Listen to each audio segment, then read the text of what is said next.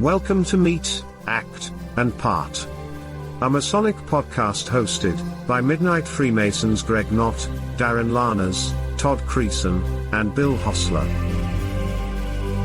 The views, opinions and experiences that are expressed by the hosts or guests as individual Freemasons do not reflect the official position of any Grand Lodge, appendant body, or Masonic authority to which the hosts or guests belong. And now on with the show.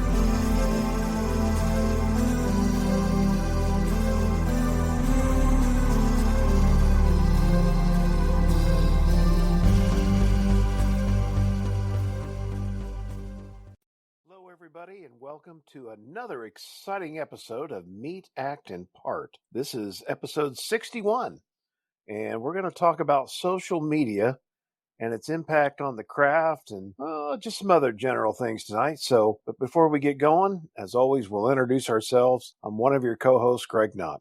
And I'm Bill Hostler. And I'm Darren Laners. Well, here we go. Happy New Year again, everybody. It's already February as we record this, so the year's bouncing right along. And speaking bouncing right along, social media keeps bouncing right along. It's always buzzing with all the latest Masonic news, and things. And what we thought we'd do this episode is just kind of explore its impact, intersperse that with some current events that have gone on in Freemasonry over the last, few weeks, months, and maybe really talk about how social media perhaps played a role in some of those things. And I think I'll just start off, Darren and Bill, and with one of the bigger topics was the Grand Lodge of Texas and all of its changes down there. And we're not going to really get too deep into all the dynamics of it, but from our topic tonight, there's probably no question that social media and Facebook, probably more likely in particular, played a huge influence on the decisions that the Grand Lodge of Texas members recently undertook with their communication. To compare and contrast that to even, maybe even 10 years ago, I think it's changed significantly. And so what's changed? Well, the speed of communication. I mean, the internet's been here for a long time. Facebook's been around 15 years, but I think what we've seen is this evolution of the amount of people that are, for the most part, that's where they're getting their information now is Facebook and other social media products, and the ability for people to influence others and inform them. And then when they come together, I think that some of those decisions are informed by the social media. So, Darren, what do you think? What are you seeing in regards to things like that? Yeah, I'd absolutely agree. I mean, it wasn't quite social media, but I was privy to be put in a Facebook Messenger group that had some brothers are going to remain anonymous down there at the Grand Lodge and kind of giving play-by-play to a lot of other brothers who were, kind of interested in what was happening there. I think that, there was definitely a lot of use of social media and maybe alternate pages, i.e. not Grand Lodge sanctioned Facebook pages that allowed brethren to kind of communicate and express their opinions regarding changes that they wanted to see. Now, I guess, we can obviously I'm not a Texas Freemason. I'm not familiar with their Constitution bylaws, but we could, I guess, discuss and say, well, is this electioneering? Was this like a conspiracy to overturn the current Grand Lodge structure there? I think it was just brothers communicating and making their opinions known. And, every man votes for himself or votes for his lodge. And I know that they have different voting there. I believe past masters are allowed to vote as well as current members. So I believe that, they've got a different voting structure. Their constitution allowed flexibility for the brethren to, passed some pretty major legislation. Probably one of the biggest piece was that they were ultimately forced the Grand Lodge to have the trial of the past Grandmaster Brad Billings prior to their election. And that really kind of forced both sides, I think, to come to the negotiating table once that legislation passed. And next thing you know, next morning, they've dropped the trial and he's going to drop his lawsuit, and Harmony prevailed. So I'm sure that there was not probably the outcome of the election wasn't what the current office holders wanted, but again, not to get into the minutia of it, because I know basically very high level kind of what was going on, but I'm not going to say I'm an expert of what was happening there, but I think what did happen was that you saw use of social media and its impact on how it can impact, a Grand Lodge election. Yeah. I think you're right.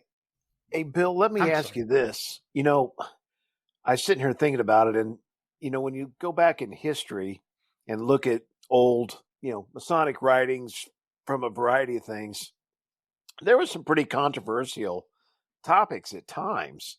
And so sometimes it makes me wonder if has Facebook really changed it, and social media, or simply the speed, and the frequency at which brothers can communicate with each other? Because, there's controversies have probably peppered Freemasonry since the beginning, and people don't like certain things in leadership. So, the membership says we're going to change it.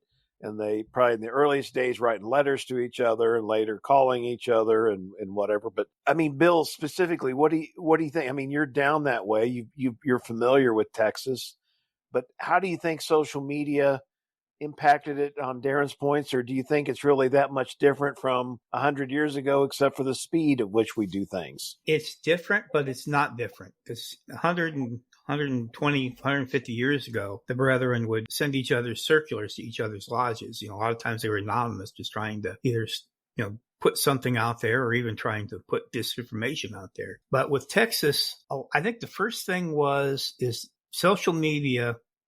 They educated the brethren. I mean, over the years, as we know, since education and Freemasonry is verboten in a lot of places, a lot of this stuff kind of was not told anymore. As an example, when this Brouhaha first started out, the brethren did not, a good portion of them didn't know. They thought it was against Grand Lodge rules to nominate alternate candidates for election from the floor. They thought that whoever the Grand Lodge put up there as their thing, or the progressive line, that's what you had to go with. And many of us says, no, this is your Grand Lodge. You're the vote. You're the members. You have as much right to post and put someone up from the floor as the people in the Grand Line. You have the right. It's your Grand Lodge. Contrary to what some people think, is that you're just paying dues. I was going to say, and then the next thing is that it helped these guys get together.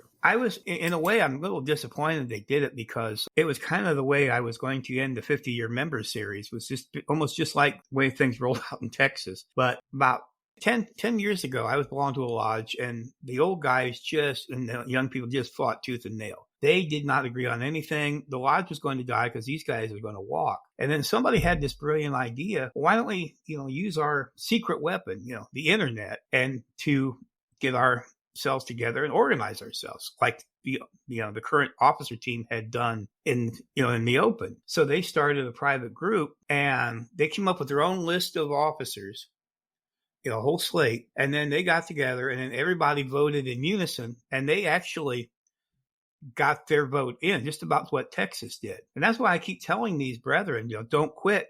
Your vote's needed. It's just because of things like this. And it gave the brethren of Texas, and they attempted it once before, but it didn't work. But it gave them the second chance to really get themselves together. And I think the situations that's been going on for the last year was their rallying cry, and it was the motivation for them to actually pull together and create change. But I really think that's, it wouldn't have happened without the internet or social media. Hey, Darren, I mean, you see all the vitriol all over every platform of social media. And so 2 questions. One, again, do you think it's really different? And or if it is or isn't, do you think that the vitriol, and I count vitriol as just the negative comments, the drive-by comments, and everything, not just Freemasonry, but every kind of platform, and what impact do you think that might have had here, this most recent case? Good, bad.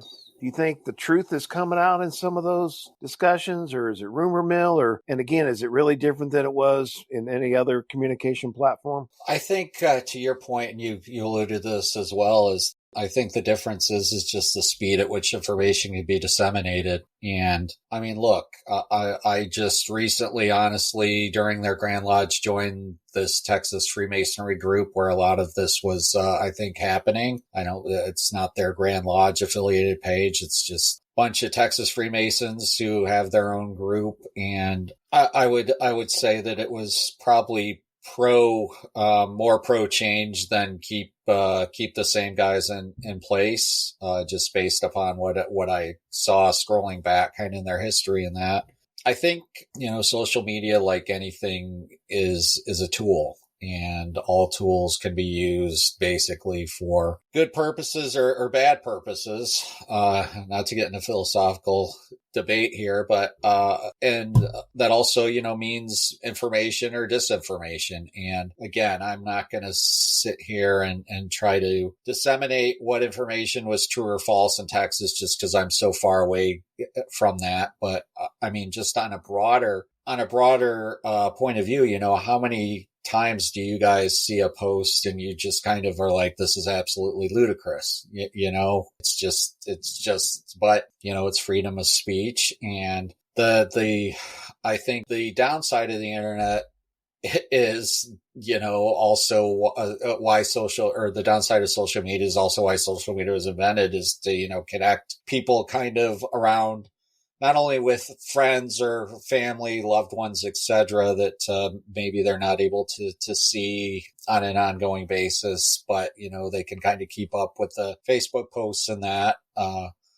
But I think also one of the problems with social media is that it has, I'll just say, I don't know, just to say social media or in general, just kind of media, and just leave it in more generic form. But what I really kind of fear with social media, and I've had this fear for a while, and as it becomes more advanced and more rapid, I guess, is that I fear that, to allude to your point, where people are using social media for their primary source of news, and they're not sourcing what they're seeing, or they're not, researching what they're seeing, and they're taking it as, God honest truth. I think that it's led almost to a dumbing down of our society in general. And that not only has it led to a dumbing down of society, that it also, I feel, has led to a issue with, our attention spans. I mean, I'll be honest, I was just recently diagnosed with adult ADHD. And, my wife would have said, oh, I knew when I met you had ADHD, but yeah, it's no surprise to either of us either. I mean, but, I mean, yeah, I guess when you're closest to it, you don't see it. But, I have to wonder myself, was this because I've grown up, and even, I'm Gen X, I just turned 50. So I've not been in front of a screen for my entire life, like a lot of these kids are going to be for, their lives. But I've been either with television or personal computer back in the day at a Commodore 64. I've been kind of hooked in with tech and in front of a screen, and that's what I do for a job. So I can't but wonder, has this had an effect on why my attention span is the way it is? And then, we factor in something like TikTok, where it's just basically you're scrolling mindlessly, and there's these little vignettes, I guess, for lack of a better term. What's that doing to people in general? So I guess, I don't want to sound like a Luddite, even though tech is my job, but, I think that there are potential dangers to social media, and like any other media. And I think that social media and, has also allowed the spread of conspiracy. And, this is coming from a guy who does a YouTube video with another friend of ours where we talk about, UFOs, aliens, Bigfoot, all these conspiratorial things, or these cryptids and that. But I'm talking more, I guess, about the nonsensical, the QAnon stuff and all the nonsensical stuff that you see. I mean, look, we're at a point where a guy just recently, I think it was in Pennsylvania or Ohio, beheaded his dad and was live on camera on social media and showed his dad's head off because he was convinced his dad was working for the deep state, and that he had to be killed. So, I mean, I'm just saying, back in my day when I had to ride my BMX bike up to the library, I don't think I was enforced to research things, and God bless the internet for having information at the tip of our fingertips. But I think there's something to be said, and I think you better retain information when you have to work at it. I'll get off my soapbox now. Well, but then again, you could have come to that same library and picked up books on, the Illuminati or anything like that. It's just, and if you didn't read anything else other than that, that could have tainted your bias just as much as anything else. I don't blame the source as much as I do the content and the people that are too lazy to actually get out and look at anything other than what they want to believe. Of course, I've spent a lot of my life in libraries. My mom worked in one growing up. When I was growing up, so I was there all the time. I worked in a library, got a library degree, etc. And it's one of the things they take you in basic training in one of my earliest classes in library science was just to learn how to disseminate facts. And it's not rocket science what we were doing, looking at original sources and this, that, and the other. But I think, Darren, you're pretty much spot on. That kind of thing's almost a lost art. And, sitting in front of these screens all the time, which I'm just as guilty in, doing it too, your attention, I've noticed my attention span is much shorter than it was, years ago. But yet yesterday, it's funny, I was out taking pictures.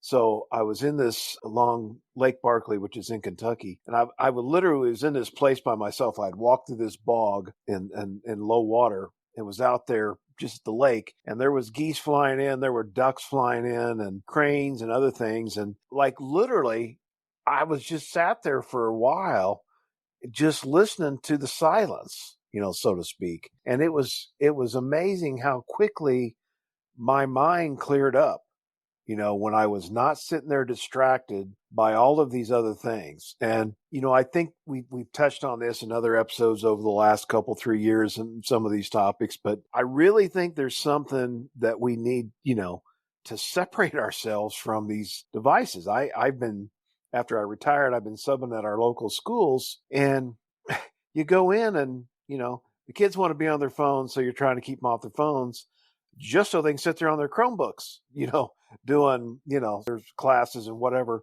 And, I've asked some of the teachers, and they're all younger than me now. I go, is this effective learning? And it is, but it's so different. Of course, here we go again, sound like one of the old guys. It's so different than, 1984 when I left. Sometimes I worry about the depth of instruction. When you're just saying, hey, it's out in your Google Classroom, there's an assignment out there, go do it, versus, challenging them to think. And I know the teachers, they do challenge them to think. My glimpse of that world is very limited on being a sub. However, I still worry about the depth of knowledge that people are learning. One more story. When I was coming through a town in deep southern Illinois, Cairo, Illinois, and I stopped at their library a few days ago. Beautiful library. Cairo has this really long historic history of being on the waterfront, and it's went through a lot of troubled economic times over the last, 50 to 75 years or more. Anyway, stopped in this library, and I met this gentleman, an African-American gentleman, and we ended up talking for almost an hour. And just a fascinating individual. He'd been a civil rights leader. He actually knew Martin Luther King and a bunch of other stuff. But we actually got on the very topic that we're talking right here tonight. And that was the attention span of young people. And he and I's concern about, if they can't go out and find it in 30 seconds or less, will it even matter? And in that context, we were talking about history. And, history is facts, and facts can vary, I understand, but it's just, we sat there and talked for a long time about where are we going with all this and what's it going to look like down the road. And we were talking about civil rights as a topic, and how the further you get away from the 1960s, and this would be true of any topic, but you just quickly forget. And the ability to just scroll past it on these screens is just, it's going to intensify, as unfortunately social media I don't think is going to go away. So to bring it back to Freemasonry, and we've been, as a group, probably the longest targets of misinformation campaigns in the country's history, probably. And whether it was in written form or, groups of men talking or whoever with each other, we've long faced this. But, part of and we've talked about this in other episodes too, we never responded to it. And so did we ever do ourselves any favor? And so now here we are in 2024, and the speed of which it's infiltrated everything, and how will society adapt going forward? Okay, so that's a lot of rambling, I realize, for people that are listening to us, but it just makes you wonder going forward. I worry about dissemination of facts, dissemination of good information, ability for people to read it, study it, hear it, understand it, more importantly, and not just be able to go out and pick their own facts. I think that's, to me, the most dangerous thing of social media is the speed, the algorithms, which basically feed you what you want to hear.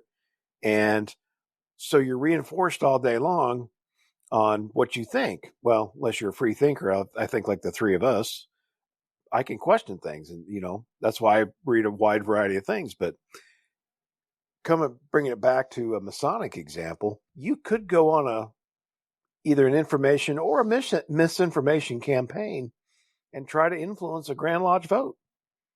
So I guess, bringing it back to our topic of social media, it's very real on what it could do in terms of decision-making within lodges and Grand Lodges. Bill, what do you think? No, I think you've got a real point. I mean, it's kind of like whoever has the loudest voice and the most persuasive voice is going to be the one that people follow. And I think you're absolutely right in a lot of things, like the attention span. I've told people this for a lot of years. I says, go back and look for a newspaper ad for cereal from the 1920s, 100 years ago. If you look at that, there'll be 6 paragraphs explaining what this cereal's like. Then you go to like the 1950s and you'll see it's like a 30-second television commercial. They'll still explain to you what's all in them and how good it is for you. But it's definitely a lot less information. Till you get to like our guys, Gen X, we remember like Kellogg's is good, us like a nice little jingle will make us buy it. But now, you go to and you watch TV and there's like the ad is a 30-second cartoon of a dancing Cheerios bee. And that's pretty much all you get out of it. There's zero information other than this bee dancing. So it just keeps getting shorter and shorter to the point where I'm thinking it's almost going to be like a subliminal thing pretty soon. But yeah, I think it's just, you pointed out something that I had never thought about the possibility of, instead of something being good for the Grand Lodge, we could put up something that's bad for the Grand Lodge. But all I know is that we're using it as a tool, and it's something that we needed to have to help us change, at least because whatever we've been doing for like the last 50 years hasn't been working. And at least we're starting to see some fruit, and I don't know how else to do it other than like that. Hey, Darren, I'm wondering, again, I know we've probably touched on this too in previous episodes, but at which point do we just all get so tired of social media and everything sort of wrapped around it? Does it get abandoned? It's funny being around the kids that I've been in school with, again, that's all they've known. They were born, late 2000s, and this literally is all they've known. And it's almost, I can sense a curiosity in them of a world without some of this stuff. They, what their parents, or, I'm even older than some of their parents at this point, but, do you think it's not going to go away, but do you think it'll ever get turned on its head and people just say enough is enough? That's a great question. So I think like the platforms like Facebook, I think will at some point die out or evolve to be more like TikTok or Instagram or some of those where it's just more kind of picture based. So, I mean, to my knowledge, a lot of, I would say that, I think the current, generation, my kids' generation and younger aren't really using Facebook. It's us old farts that still use Facebook. They're using Snapchat, and they're using, other platforms to communicate and share memes and ideas. It's, just probably some of, I would say, probably millennial upward that are, beholden to Facebook. I guess let me ask you both this question, because I'll share with Bill this interaction I had with his buddy Brother Fluff. Brother Fluff is a Masonic TikToker who's gathered a following of 30-some thousand people, which is pretty impressive. Maybe it's more than that. It probably is more than that. But and he will go on and do these things which are lives, where basically he's just live and answering people's questions. The God bless, the idea, but what bothers me is that I don't know that Brother Fluff is very well versed in Masonic history or those sorts of topics. So when you have somebody who is out there and not giving correct information to people that are seeking it, I guess, is that doing more harm than good, to our fraternity? And I'm all about, we have to guard the West Gate, and we have to guard the West Gate. But my fear is that, and, if you've read my material, I've said this before, but the issue is that we get this mixed message from, and at least in my jurisdiction, I feel like we get a mixed message from Grand Lodge, where Grand Lodge is always preaching they want more membership, because we're chasing some imaginary number that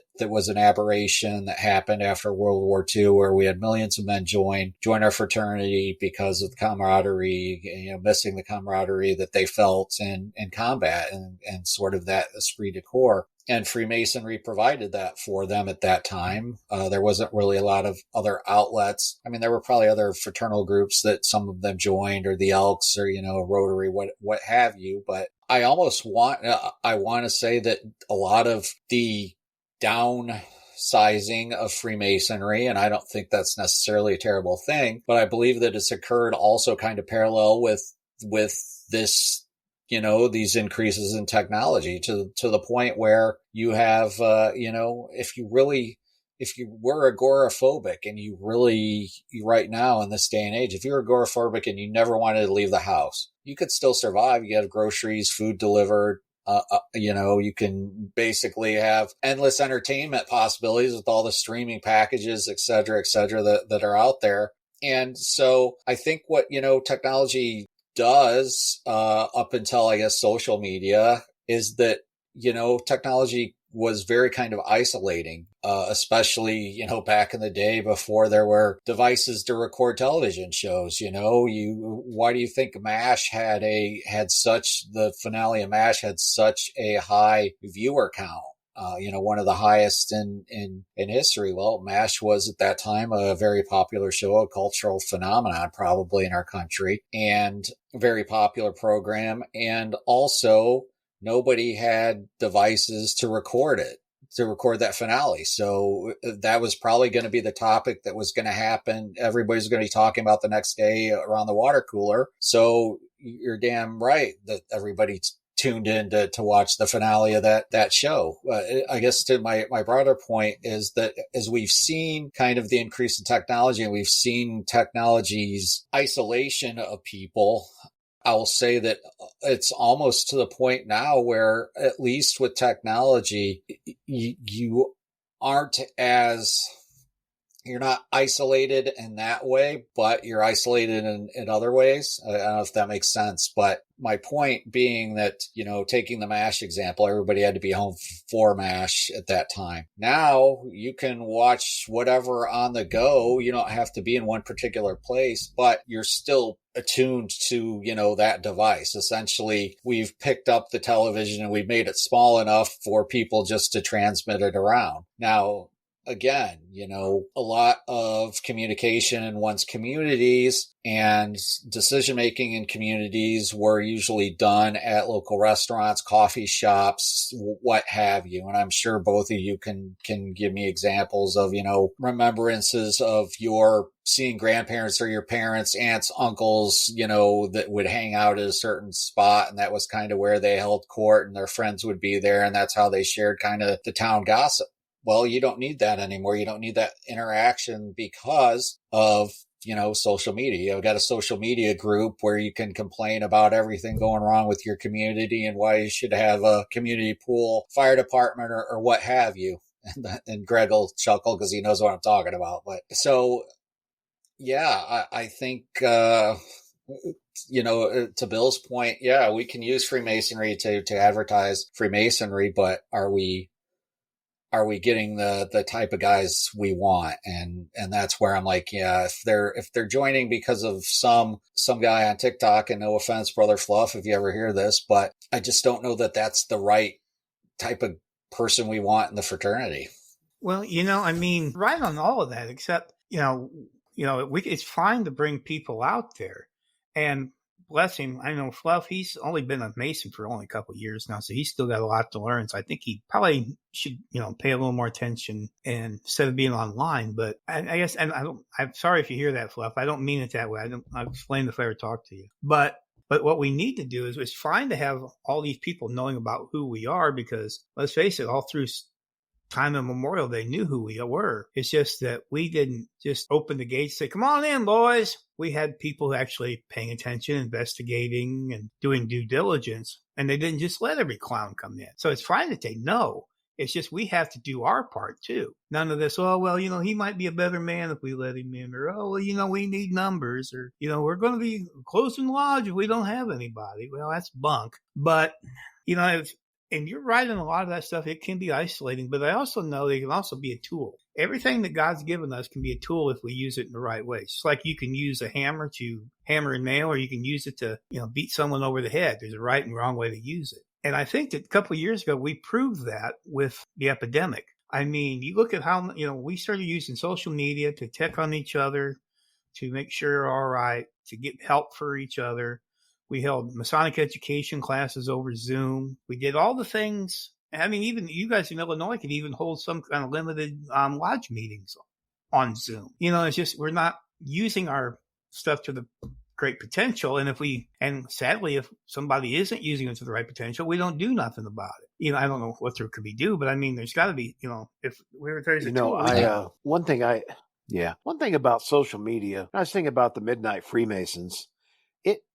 Todd Creason really started that blog, really before the heavy influence of Facebook. And, he was getting lots of numbers, and the three of us all joined at various stages later on it. The thing I always still like about the Midnight Freemason website is the articles can go more in depth and tell you more than, the drive-by comments that are so prevalent in Facebook. And I still like blogs. I know their popularity is way down because of other platforms.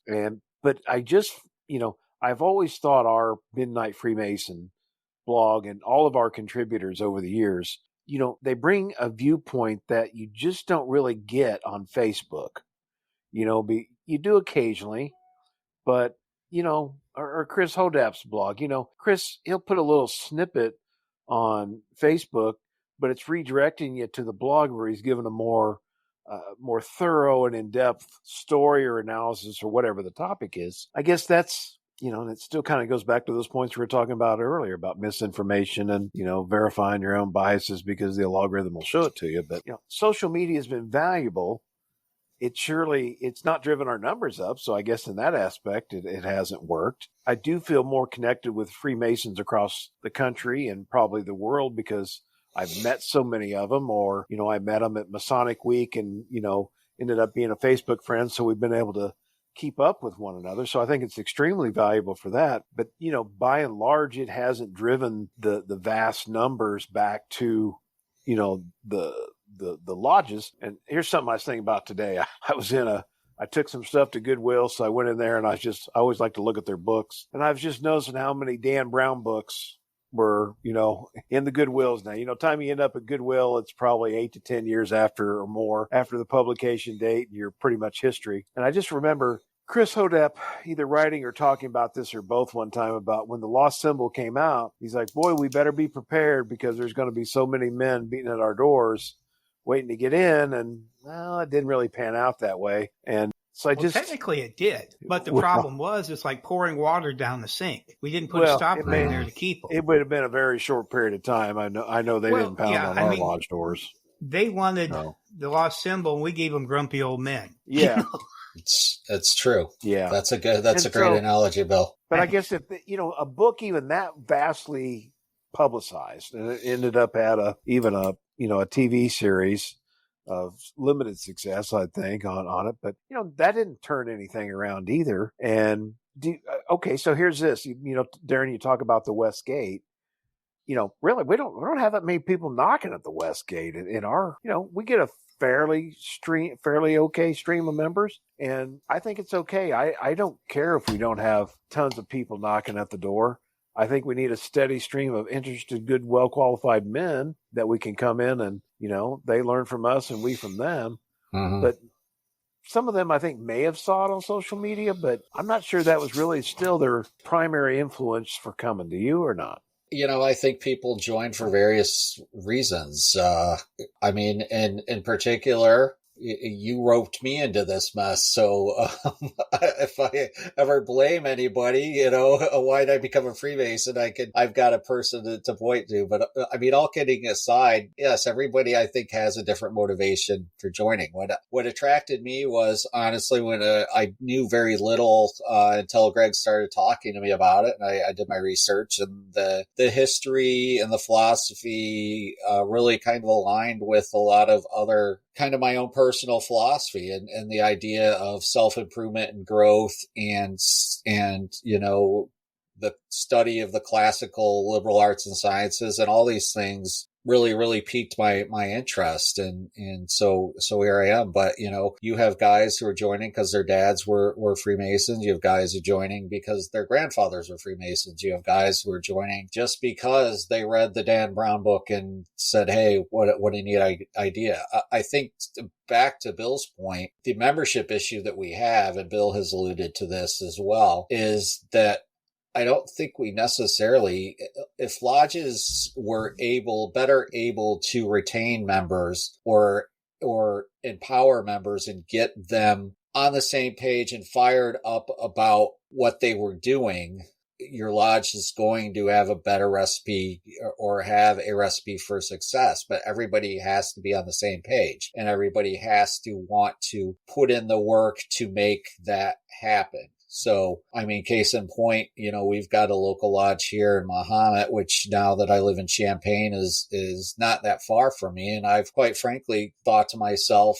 many a time, as much as I want to continue helping Homer and St. Joe, I almost feel like, man, that's a lodge on the up and coming. They're doing a lot of stuff. It might be a nice place to plural up with, see what I can do to help. But of course, once again, I'm also deeply invested in these two, I'll say rural lodges because they are. St. Joe, even though it's a suburb of Champaign-Urbana, is still a very small rural town. Honestly, Mahomet and St. Joe kind of were the twin cities, if you were, of, where people who were commuting into St. Joe were moving in the mid to late, or to Champaign, were moving kind of mid to late 90s. There was a lot of development that kind of started in both towns. And I'll say, Mahomet did a better job of improving their community and growing their community. I think they probably have tripled or quadrupled their population from what it once was. Whereas St. Joe, there's been growth, but it's been stagnant because basically the infrastructure isn't allowing any more development there. What essentially happens where you have a thriving kind of town like Mahomet, and you finally got some brethren who have energy and passion and again are all on the same page and making things happen there, and their lodge is growing because of it. And I mean, I don't know, I know people in Urbana, but I was told the other night that Urbana's got like entered apprentices coming in left and right. So these lodges are doing something right. Or they're just not guarding the West Gate. I don't know which, but maybe a combination of both. But I'm not a member, so that's not for me to say. I have no insight into any of that. But my point being that what you have is you have membership that is dedicated, and they're all on the same page, and they're excited to be with each other.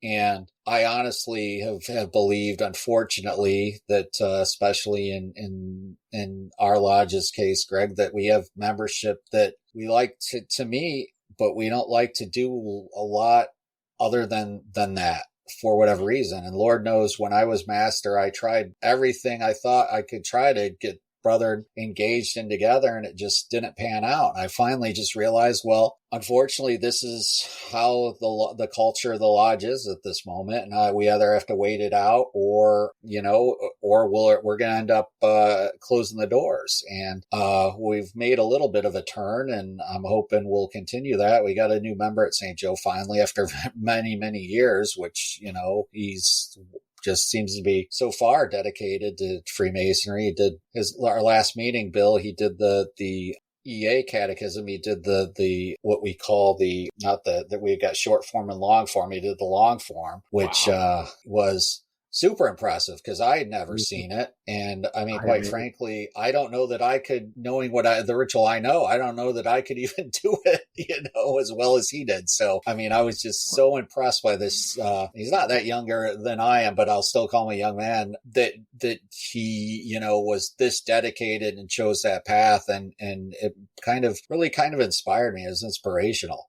So, if we get more membership like that, we have to retain them. And that means you have to make lodge worth coming to, either dinner beforehand, education, both, in my opinion, and then doing things in the community and trying to, be visible in the community. And then hopefully at some point you have the right bait, you catch the right fish, and that fish will bring in other fish, and you can get things rolling again. But it really kind of boils down to, you have to put the effort into it.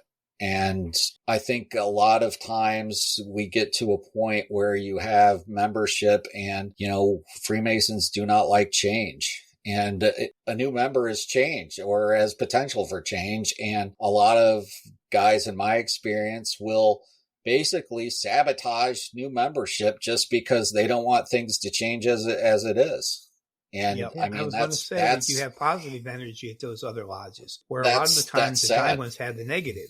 Yeah, absolutely. And there's a reason for that, but we didn't do it there's that way absolutely a reason for that. I think that's when, Darren, when you talk about Muhammad, and you had Vance Martin on, 4 or 5 episodes ago, he was a key catalyst. And I think, others that maybe were reluctant to the change, either, changed their mind, or, just faded out. And that, he kind of brought a charisma to the group. Then he brought some others that joined in that, and then, it's been infectious. We've seen that, in our St. Joe Lodge years ago. We got it all going again, and things were on fire, in our other lodge at Homer. I think the thing I like about Homer is it's good and steady. We're doing some education. We're actually still bringing in some guys. It's not this fast growth. It's not dying. It's, may not be something where we're meeting, weekly to go do something, but I feel we're on the upward swing on those. Urbana, which is another local lodge Darren mentioned, they've got 5 entered apprentices coming, and I don't know if they're friends or what they're doing, but I think it's a great thing. But, tying it back to our social media topic, have any of those people came in because of social media? I know in St. Joe and Homer that wasn't the case. Urbana, I don't know. But yet then again, at least maybe knew about us because we did have a social media presence. So it's like a hot and cold, good and bad. You got to be there. You don't exist, but yet you get all the garbage that sometimes goes with it. When you are. I wouldn't be here if it wasn't. So I'll just say in Homer's not so much social media. So there we go. Another reason why the internet's bad.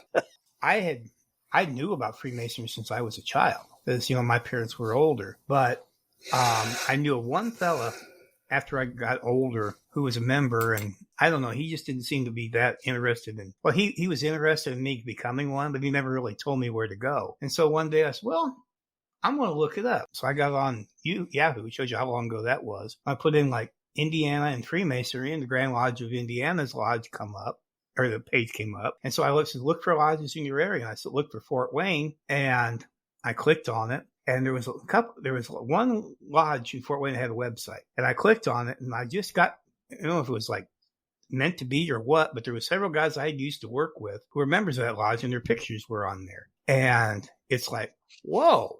And so about 2 weeks later, I was walking into a truck stop, and one of these guys come walking out of the restaurant as I was walking in. And I grabbed him, and I told him, I said, the one thing I do know is I have to ask to be a Mason. And he said, well, yeah. And he said, he come walking in with me, and we sat and talked, and that's how I got the ball rolling. So if it wouldn't been for the interwebs and the lodge having a website, I probably would have just said, well, it's been this long, I'll wait a little longer. Yeah, I think I knew of it. It was because of a Masonic funeral I joined, but that spurred me to go, at least, keep in mind this was 2006 or 7. I was looking at a web page, which was very generic, got some information, and it's what kind of intrigued me too. So it's like, it's, I suppose maybe the moral of all this, everything has a place, but sometimes, there can just be too much of a place or too much of a thing and on the same token of things. So I don't know. I suppose we haven't come to any great resolution in all of our discussion here tonight. Let me ask you one more question. But we do bring it up. They're good topics, I think, to continue to talk about. I got one more question about social media and Freemasonry. It's not been such a big deal lately, but it was a couple of years ago. It was fairly common. How do you feel about Grand Lodges putting up code of conduct for what you do on your social media posts on the internet? Well, I'll just go ahead and answer that, Bill. Until they start enforcing it, it's just a piece of paper. So in this jurisdiction, it's been a piece of paper. And to be quite honest, there was a situation, I think it's been a few years ago now, where, there was and he's still a Grand Line officer, made some disparaging comments on somebody's page and got basically called out on it, and then was really kind of not very brotherly to the brothers calling him and trying to whisper good counsel, to the point where he got escalated to the Grandmaster, and the Grandmaster apparently had to take the guy aside and say, look, this isn't, you're a Grand Line officer. We expect a certain decorum and, basically clean your act up. But, the beauty, I guess, and the bane of social media is that it allows everybody a voice, and you're not always going to agree with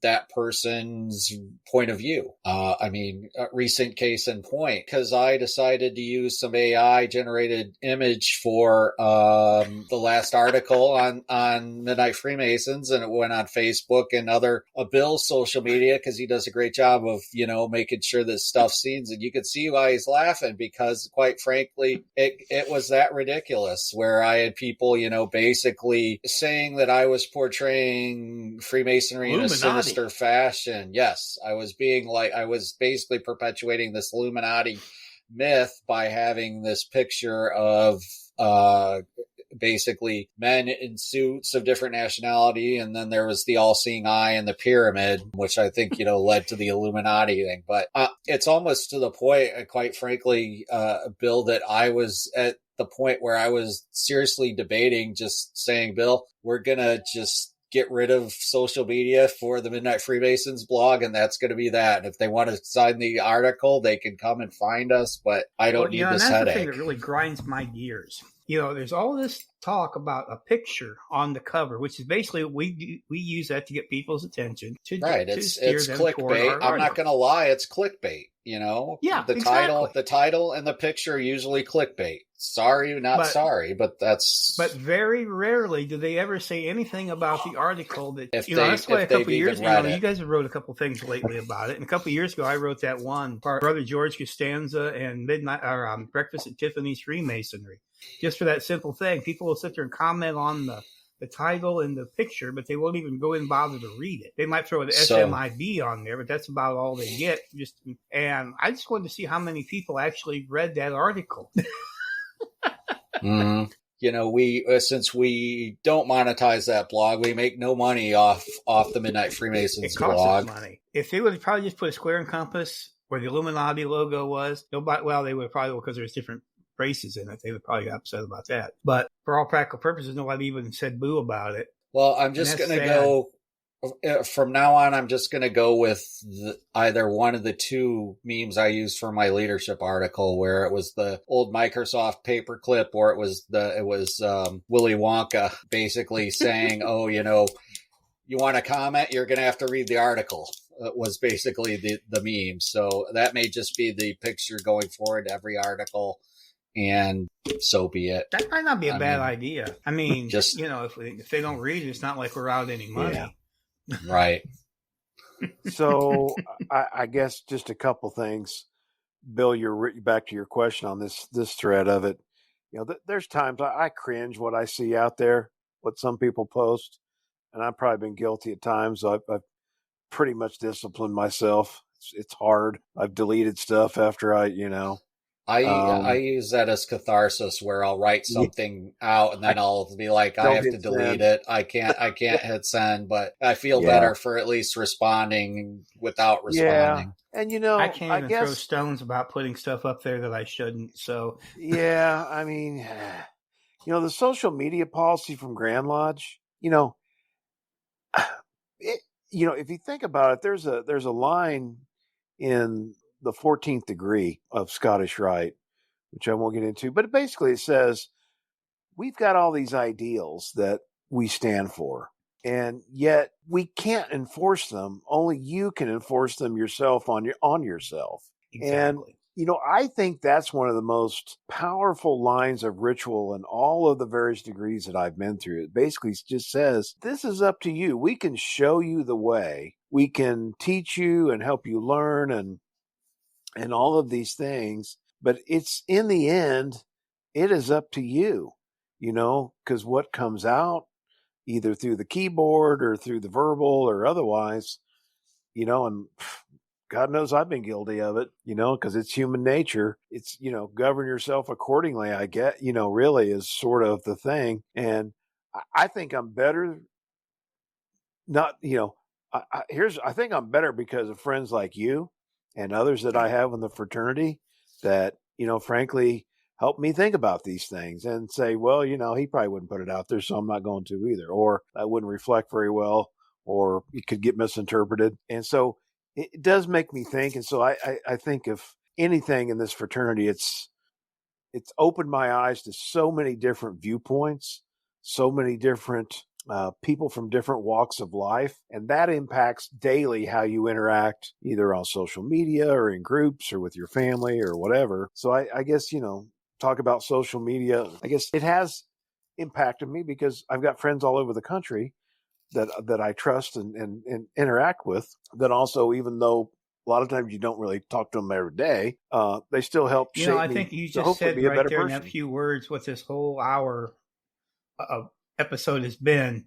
What you just said pretty much sums up the entire hour of what we've been trying to say in those few short words. Yeah, and that's it. So, I mean, guess maybe that's a good place to transition it out here. But, just to kind of sum up everything, social media has a place. It's not going to go away. It's a fast, viral communication method that I don't think as individual humans we can fully grasp the reach and the speed of it.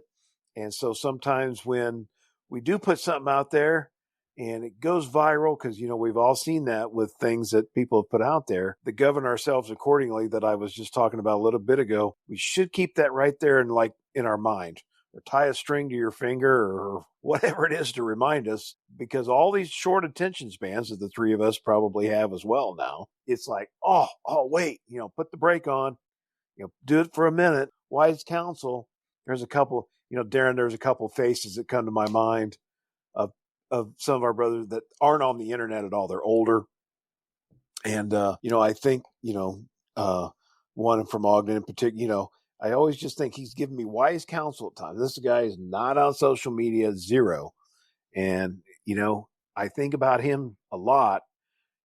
That causes me to slow down and think before I hopefully speak or think about how I interact with others. And his influence on me is probably more than he knows, but it is, that's just something, again, as a benefit from this. But so for me, tying it up, it is, I'll say, govern yourself accordingly, slow down, make sure what we put out there, and not just social media, either in the verbal form or when you interact with others, is, not just because of how you should be viewed as a Mason, but really more importantly, how a good human being.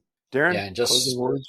I was just going to say, just remember, everything on social media is probably going to stay there for eternity. So if, we're leaving basically our children and grandchildren and their children, et cetera, a digital legacy, if you will. So I would just say, try to be a person that you're going to make, your children, your grandchildren, and their children proud of, and not a man that seems ignorant towards various things. So that's almost sometimes lost on brethren, that, we're quick, and trust me, I've done my fair share. I've PO'd people. I'm sure there's somebody who has a people I hate list, and I'm at the top of that list. And, you can't please people all the time. You're going to probably rub some people the wrong way, but I just try to be me and be authentic and genuine. And I think that's all you can be as a person, and try to be that way on social media. Bill, what do you think? Any final comments? Well, I never thought about this as pertaining to anything in the digital age, but long time ago, I used to have this practice. So I thought to myself, I thought it was pretty smart. I don't know if it was original or not, but I thought it was, because I never heard anybody say it at the time. But I always thought to myself, I'm never going to write anything down that I wouldn't want my mother to see. And that pretty much, for the most part, has carried me well over the years. And I never really thought about it till just this evening, but that's probably a good way just to do what you would do on social media. Granted, a lot of that stuff, my mother would probably look at me like, what are you thinking? But I don't really put anything that she would probably not laugh at or disagree with either. But I think that's, if all else fails, use your common sense. Try to remember who you are and what you want to be and who you represent, and just try to be a good person. Yeah. We appreciate everybody joining us here on Meet, Act, and Part. Take a moment and govern yourself accordingly if you're on social media. And if you have thoughts on this, well, guess what? You can come to our social media page on Facebook and leave us a comment. So until next time, it's another exciting episode of Meet, Act, and Part. Thank you for listening to Meet, Act, and Part. For more information about our show, visit our website at www.meetactandpart.com. While there, please consider supporting the show by sponsoring us on Patreon. Until we meet again, may we meet, act, and part.